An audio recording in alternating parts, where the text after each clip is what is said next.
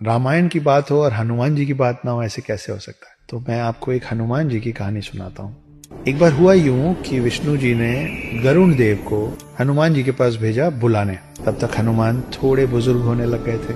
गरुण वैकुंठ धाम से विष्णु जी के आदेश पे उड़ के गए और वो पहुंचे हनुमान जी के पास पृथ्वी में। उन्होंने बोला कि विष्णु जी आपको याद करने चलिए। हनुमान बैठ के राम जप कर रहे थे।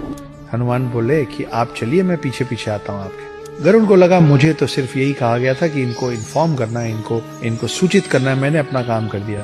फिर भी गरुण को लगा कि अब ये बूढ़े हो रहे हैं, इनको मैं ले चलूंगा तो इनके लिए रास्ता आसान हो जाएगा। गरुण को इस बात का बहुत गुमान हो गया था, बहुत अहंकार हो गया था कि गरुण से तेज और कोई नहीं उड़ सकता। तो गरुण ने बोला कि आप थोड़े बुजुर्ग हो रहे हैं, आइए आपको मैं अपने साथ ले चलता हूँ, मुझ पे बैठ जाइए। हनुमान जी ने फिर से कहा कि मैं अभी अपना जाप खत्म करूंगा, उसके बाद आऊंगा, आप चलिए मैं आता हूँ। गरुण निकल गए। गरुण पूरे स्पीड से उड़ के वापस विष्णु जी के पास वैकुंठ धाम पहुंचे। मगर वहां पहुंच के देखते क्या है, वो देखते हैं कि ऑलरेडी हनुमान जी बैठे हुए हैं विष्णु जी के पांव के पास। ये पूछते हो कि प्रभु मुझे कैसे याद किया। गरुण को समझ में नहीं आया कि मैं इतने वेग से उड़ के आया हूँ, मुझसे पहले हनुमान जी पहुंचे तो पहुंचे कैसे। और उनके दिमाग में एक और सवाल था कि अगर हनुमान जी यहाँ पहुंच भी गए थे तो द्वारपाल जो उस दिन सुदर्शन चक्र थे वो हनुमान को अंदर कैसे आने दिए।